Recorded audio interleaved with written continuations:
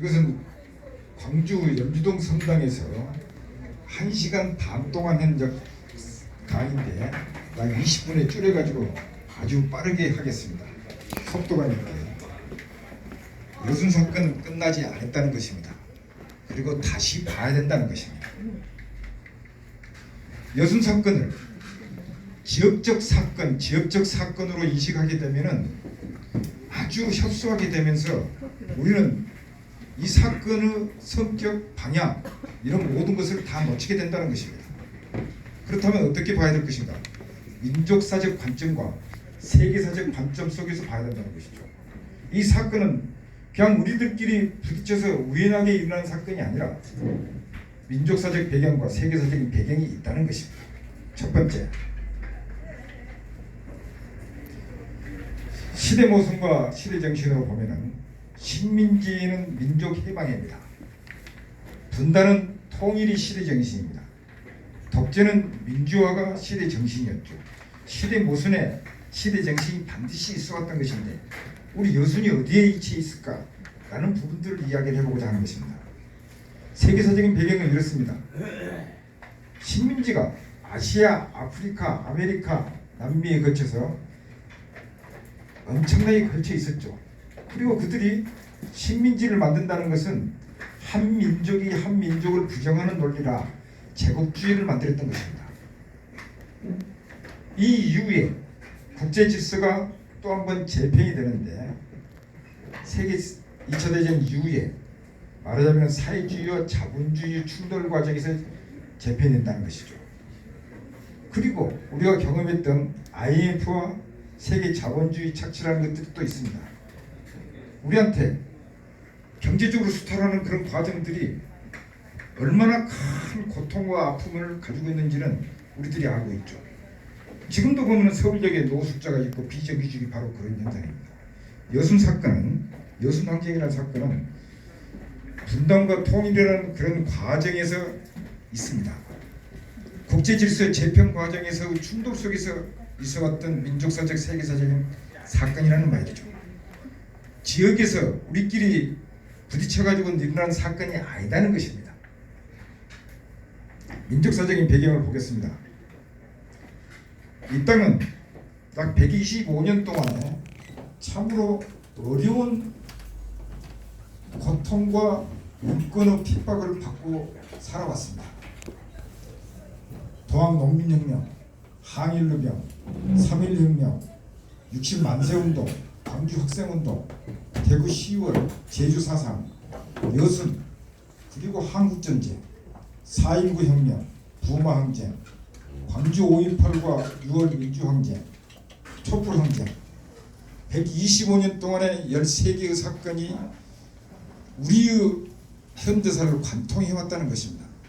이 말은 그때마다 엄청난 인권의 유린과 고통과 국가폭력이 따라왔다는 것이죠. 희생이 아니라 우리의 죽임을 강요되어 왔다는 것입니다. 식민지 시대는 식민지 시대로, 독재 시대는 독재 시대대로 이런 엄청난 과정들을 125년 동안 겪어왔던 과정에서 건국 초기의 여순 사건이 있다는 것입니다. 4.3, 3.1운동을 계기로 해서 어쩌고 저쩌고 이야기하는데 결론적인 것은 그것입니다. 단선 단정 반대 운동으로 인한 분단 거부운동이 있다는 것입니다. 그럼 제주 4.3만이 단선 단정 반대 운동, 분단 거부운동을 한 것이 아니라 전국적으로 일어났는데 이 중에서도 이승만 정부가 직전에 미 군정이 제주를 표적으로 삼아서 마치 80년 광주를 표적으로 삼듯이 표적으로 삼아서 탄압 학살을 하기 시작한 것이죠. 이 부분을 우리 여순 사건하고 관계 있는 사건으로 이어진다는 것입니다. 말하자면 이렇게 되면은 제주 4.3은 우리와 뗄래야 뗄 수 없는 여순 사건 자체가 연장선상의 이야기라는 것입니다.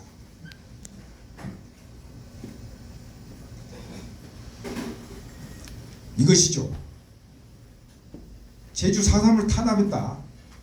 그것은 단선 단정 반대 운동, 분단 거부 운동을 탄압하겠다. 분단으로 가겠다라는 것이고, 이 분단이 고통이 오늘 현재까지 이어지고 있는 것이죠. 제주를 탄압하고 제주를 진압이라는 말은 제주 동포를 학살하라는 말하고 똑같죠. 여수에 있는 14인들로 하여금 파멸 명령을 내립니다. 진압 명령을 내리는 것이죠. 제주 동포를 학살하라는 것이죠. 이 부분에 14인대가 어떤 입장을 취했느냐라는 것이죠.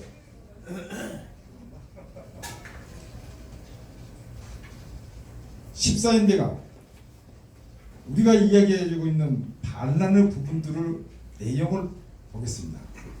14인대가 부당한 명령이라고 거부를 합니다. 항명을 합니다. 무엇이 부당한 명령입니까? 같은 동포를 진압하고 학살하는 부분들을 거부한다는 것입니다. 제주 동포 학살을 거부하는 군대는 의로운 군대입니까? 불의한 군대입니까? 이 이후에 30년 후에 똑같은 군대가 광주 학살을 명령하는데 그때는 부당한 명령을 수능을 합니다. 복종을 합니다. 이로 인해서 또 엄청난 국가폭력과 학살이 이루어졌던 것이죠.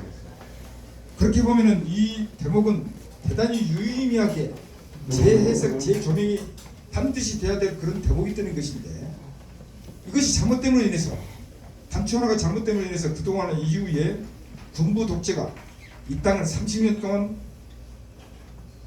정권을 유리해왔던 것이죠.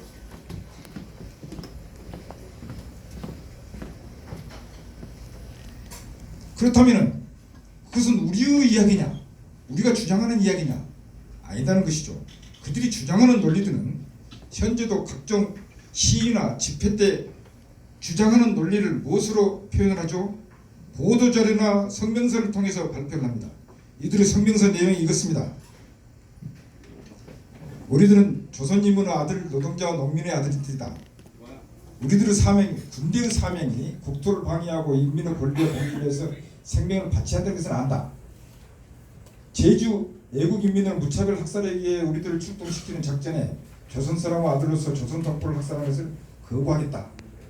이들의 입장이 분명히 나오고 있는 것입니다. 내 이야기가 아니고 후대의 이야기가 아니라 이들이 성명서를 통해서 분명히 밝히고 있는 내용이 바로 이것입니다. 동족상장 결사반대 미군 즉시 철퇴, 제주토벌 출동 거부 병사위원회 성명서의 내용이라는 것입니다. 이것을 우리들이 유의미하게 봐야 돼요. 반란이 아니라 부당한 명령에 대한 거부, 항명이라는 것입니다. 이것을 군대가 항명을 하고 사건이기 때문에 봉기라고 하는 것이죠.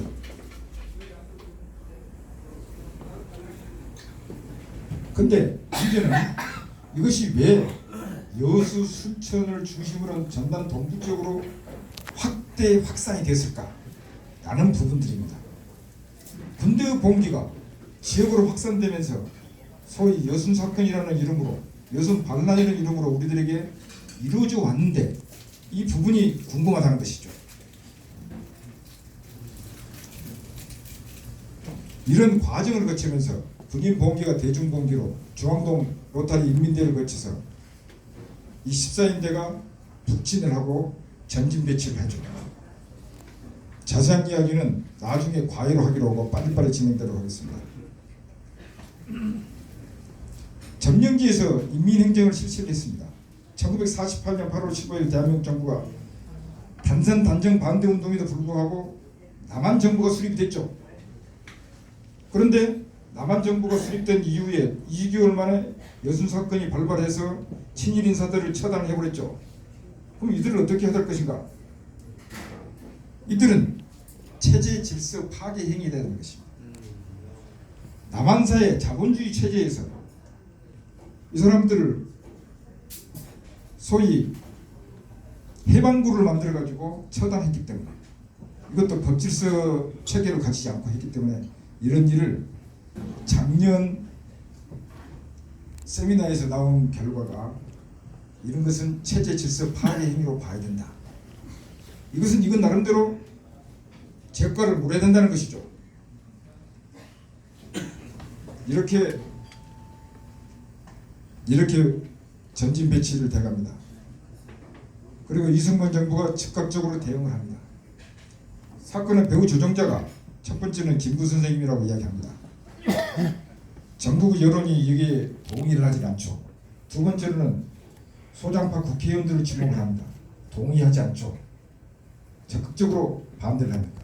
세 번째로는 그렇다면 여수 순천 지역민들이 전부 적색지대로 돼 있기 때문에 빨갱이다 라고 모아가면서 이제 제주 표적을 여수 표적으로 바꿔줬다는 것입니다.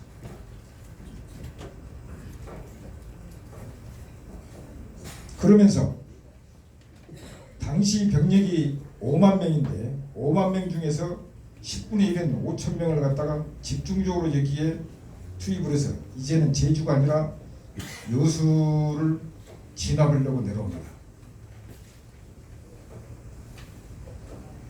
이 지도가 상당히 의미 있는데 1948년 10월 27일 오후 4시에 작성된 지도입니다. 이 부분이 재밌어요. 저급병력 1000 내지 1200명, 저급 견고한 거점. 무슨 이야기죠? 왜 대한민국 군인의 지도에 저급 거점, 저급 병력 이런 말이 나오냐? 라는 부분들을 나중에 자세히 이야기하겠습니다. 여수는 5차례의 공세 만에 함락이 됩니다. 5천의 병력이 여수시를 함락을 할 때에 5차례 공세 만에 함락이, 순천 한 번 만에 함락이 되죠. 30년 후에 광주도 한 번 만에 함락이 되죠. 그렇다면 5번 만에 함락이 된다는 것은 그 치열함이 얼마나 했냐 라는 것입니다. 무엇 때문에 그렇게 치열하게 싸웠겠느냐. 배고픔을 만회하기 위해서 무엇 때문에 그랬을까 궁금하지 않습니까? 미군의 진압작전은 미 임시고문단 5명을 중심으로 해서 출발합니다. 정보와 작전 계획을 여기서 다 수립을 하는 것이죠. 이들이 토벌 전투사령부를 설치를 하고 순천 확구전투에서 승리를 하고 난 다음에 바로 여수로 5천의 병력들이 집중적으로 들어오는 것입니다. 5천의 병력들이 들어오면 이들이 시민들을 다 구호 물자로 주기 위해서 내려오는 겁니까? 진압, 학살을 하기 위해서 내려오는 것이죠. 주기로 내려오는 것입니다. 24일 2차, 25일 3차, 26일 4차, 27일 만에 함락이 된 겁니다. 5천의 병력이 총 병력이 동원됐는데도 5차례 만에 떨어진다는 것이죠. 동포 학살을 거부한 14일인데 과연 반란인가 항명인가? 오늘의 주제입니다. 제주 4.3 단선 단정 반대 운동이고 즉 분단 거부 운동이라고 했죠. 그러면 여수는 제주 동포 학살을 부당한 명령으로 거부한 항명이라고 봐야 된다는 것입니다. 여순 사건은 부당한 명령을 거부를 했습니다. 광주 5.18은 부당한 명령이 복종을 했습니다. 헌법에 명시된 군대의 사명이 이렇습니다. 어떠한 경우에라도 군대는 외적으로부터 국민의 생명과 재산을 지켜야 한다는 것입니다. 근데 거꾸로 했죠. 제주 4.3이 우리보다 10년 앞서서 나가고 있습니다. 특별법이나 진상규명 활동이나 모든 부분들이 그렇습니다. 유족회 활동도 마찬가지죠. 그렇다면 제주 4.3이 없었으면 여순 사건도 없었다는 역사적 가정이 성립합니다. 또한 14인대가 부당한 명령이 복종하고 제주에 갔었어도 여수는 발생하지 않았다는 논리가 성립됩니다. 즉 단선 단정 반대 운동, 분단 거부 운동에 동의하지 않았다면 여수는 아무 일도 없었다는 것입니다. 그런데 여기에 동참했다는 것이죠. 역사적 대오에 동참했다는 것입니다. 이것이 민족사적 과제라는 것입니다. 문제가 되고 있는 인민위원회라는 부분들 이야기해 보겠습니다. 인민위원회는 여운형 선생님이 1945년 8월 15일 우리나라가 해방이 되니까 바로 건국준비위원회를 만듭니다. 네. 해방된 나라에서 일제의 행정과 일제의 치안을 더 이상 거부하겠다는 것입니다. 해방된 나라인데 왜 일제의 치안과 행정을 우리가 받아야 됩니까? 그래서 만든 것이 건국준비위원회입니다. 이것이 2개월 만에 인민위원회로 재편이 됩니다. 2개월 만에 인민이 재편이 되는데 이것은 요수만에 있는 것이 아니라 전국에 145개 조직이 있었다는 것입니다. 전국적인 자치기구라는 것이죠. 인민위원회는 요새 시민사회처럼 학생 동맹, 청년 동맹, 여성 동맹, 농민 동맹, 노동 동맹 이렇게 기본축으로 돼 있었습니다. 이들이 기본축이 돼 있는데 앞서서 이야기한 내용을 이것과 견주어 보겠습니다. 그러나 이것들이 초기에는 진보와 보수 세력으로 균형되었다가 미 군정기 탄압으로 지하 세력으로 전락하고 말죠. 인민위원회 역할은 말씀드린 대로 계속해서 해방 직후 일제의 치안과 행정을 거부하고 자치 행정과 치안을 한 자치구라는 것입니다. 이 인민위원회가 지역과 결합한다는 것입니다. 그래서 14년 이후 봉기가 지역과 결합함과 동시에 항쟁으로 전환이 되는 것입니다. 무엇 때문에? 이런 분단 거부 운동을 동의했기 때문에. 공경 말씀드린 대로 5,000명이 됐습니다. 근데 이 이후에 진압의 법 적용이 문제입니다. 첫 번째로는 개헌법 사건은 1948년 10월 19일에 발생했는데 법은 1년 후인 1949년 11월 24일에 제정됐다. 이건 무법이라는 것이죠. 지금 저희들이 재심 청구를 해야 될 이유가 바로 여기 있습니다. 개인이 문제가 아니라 유족회 조직이 문제라는 것이죠. 집단적으로 저질러졌기 때문에. 군형법 적용. 군형법은 군인에게 적용이 되는 것이 민간인에게 적용이 되는 것이 아니죠. 그러면 이건 불법이라는 것입니다. 세 번째, 우리나라는 법치국가입니다. 삼심제도를 적용해야 됩니다. 지방법원, 고등법원, 대법원 이렇게 적용을 해야 되는데 단심을 적용을 했죠. 우병우나 또 그 이상한 양아치 같은 녀석들, 김머식이 그 녀석들도 지금 삼심제도를 적용받자고 하잖아요. 적폐의 원조인 최순실이도 그러잖아요. 법치국가의 삼심제도는 모두에게 적용되는 보통 보편적인 법입니다. 일단은 이런 부분들이 있어 왔던 것이죠. 그러니까 모든 것들이 무법, 불법, 위법 속에서 저질러 왔던 것들인데 여순사건 피해 현황은 이렇습니다. 5차례 이루어졌는데 1949년 11월 11일에는 11,131명이 전라남도가 조사된 걸로 되어 있습니다. 그로부터 약 50년 후인 2010년도 진실화해위원회가 전국의 사건과 같이 매치해봤더니 810명밖에 안 나온 것입니다. 그래서 특별법이 제정이 된 이유가 바로 여기 있는 것입니다. 군법회의도 많이 있었는데 이 부분 생략하기로 하고 사진을 좀 보겠습니다. 이 라이프지 사진이 지금 현재 329장인데 329장을 라이프지하고 연구소가 교섭을 해서 전량을 저희들이 지금 확보하고 그 사진 이미지를 활용할 수 있는 그런 교섭을 하고 있습니다. 시민들이 전부 이렇게 적입니다. 아이들도 적이고 불바다에 적있고 완전히 폐허가 되어 있죠. 광주 5.18하고 똑같죠.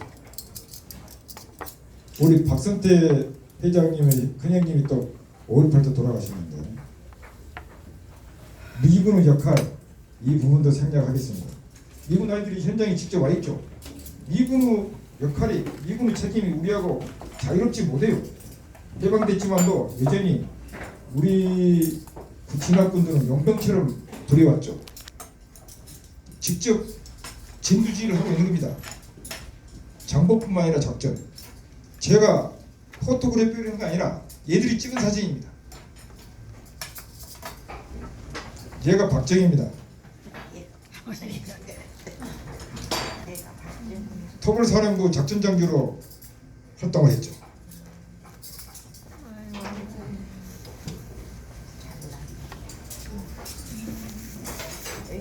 여수 사건의 정치 사회적 영향들이 여러 가지 있습니다만 제일 중요한 것은 이겁니다. 군대가 사회적 영향력이 정치 영향력으로 확대 강화돼 가지고 군부 독재 정권으로 토대 구축이 됐다는 것입니다. 군대가 역량 강화가 되니까 이 이후에 박정희, 전두환, 노태우로 이어지는 30년 군부 독재는 한국 사회의 민주화를 30년 후퇴시켰다는 그런 결론에 도달한 것입니다. 왜 특별법이 하는가? 정부 차원의 진상규명과 명예회복을 위해서. 왜? 진상규명을 통한 국가폭력을 인정하는 보고서야 됩니다. 예를 들어 광주 5.18 진상규명이 우리 다 된 줄 알았어요. 근데 예전에 만들어진 법은 대부상 특별법이었다는 것입니다. 그리고 지금 제정하고 있는 법, 제정해갖고 활동을 하는 것이 진상규명 특별법이라는 것입니다. 진상규명 특별법으로 국가가 공식적으로 우리가 국가폭력을 행사했다라는 고백록이 나와야만이 그 이상한 아이들이 이상한 행동이나 망언을 못한다는 것입니다. 김한원이라든지 계속적으로 5.18 같은 경우도 물건 들이치잖아요. 정부 책임 있는 보고서가 이렇게 나와야 된다는 것입니다. 고백록이. 우리가 진짜 이렇게 사건을 저질렀다. 특별법, 인사상의 배보상을 청구를 할 수 있는 것입니다. 진화위에서 이미 경험하신 부분이 있죠. 형사상의 무죄소송 등을 청구를 할 수 있다는 것입니다. 말하자면 국회는 입법이죠. 검찰이나 법원은 사법이죠. 지금 유족 중에 한 분이 그 재심 청구를 하고 있는데 이 한 사람은 문제가 아니에요. 유족들 전체가 문제라는 것입니다.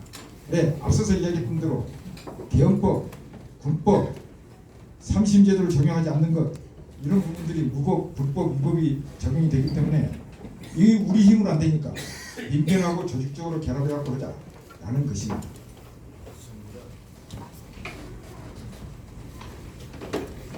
특별법이 지금 현재 139명이 동의를 하고 있습니다. 전체적으로는 46.3%가 5개 법안에 동의를 해가지고 상정이 되어 있죠.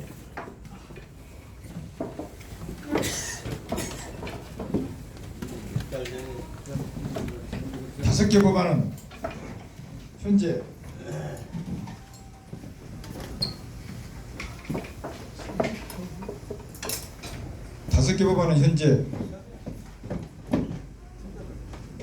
정인화, 이용주, 주승용, 또 김성환 한 분이 더 계시는데 윤수와 정의당까지 해서 5분이 총 망라해서 139명으로 우리들을 돕고 있다는 것입니다. 이렇게 돕고 있을 때에 하지 않으면 안 됩니다. 특히 서울유족회의 중요한 점은 바로 이것입니다.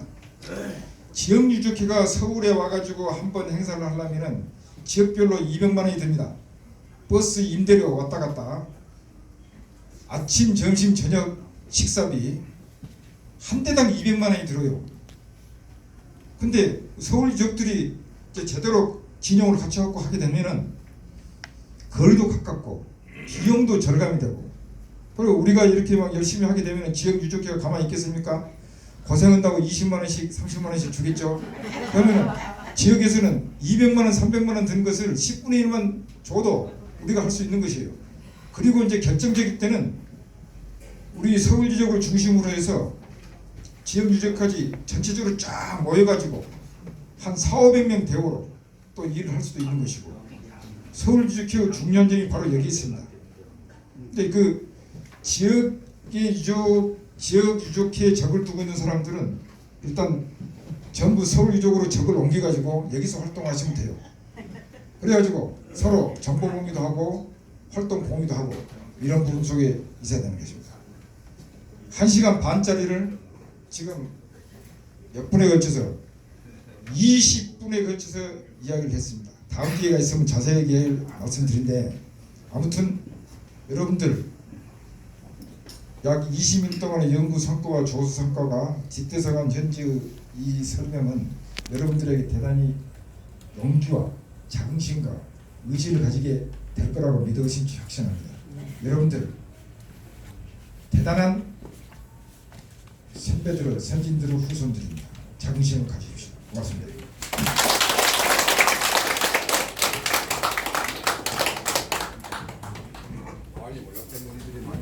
오랜 연구의 성과를 가지고 실제 여수강정에 대해서 깊게 짧은 시간이지만 잘 설명해 주시고 이영일 수사님 다시 한번 뜨거운 박수 부탁드리겠습니다. 네, 오늘 정말 뜻깊은 여순 사건 서울 유족회가 성공을 했습니다. 새로운 진상규명의 마중물이 될 것이라고 생각합니다. 강연에서 나왔듯이 서울 유족회 역할이 상당히 지대하다고 봅니다. 저번 주에 국회에서는 소위 포괄적인 강화소법이 자유한국당의 반대로 또 안건조정심의위원회에 넘어갔습니다. 그래서 92일도 또 지나가야 되는 사건이 지금 상황이 됐고요. 앞으로 특별법을 제정하는 데 있어서도 많은 힘을 기울여야 될 것 같습니다. 오늘 유족회 발족으로 새로운 전환점이 될 것이라 생각이 들고요. 앞으로 함께 힘 모아서 같이 갔으면 좋겠습니다. 저도 서울에서 우리 시민대책위 함께 여러분과 함께 하겠습니다. 모두 고생하셨고요. 축하드립니다.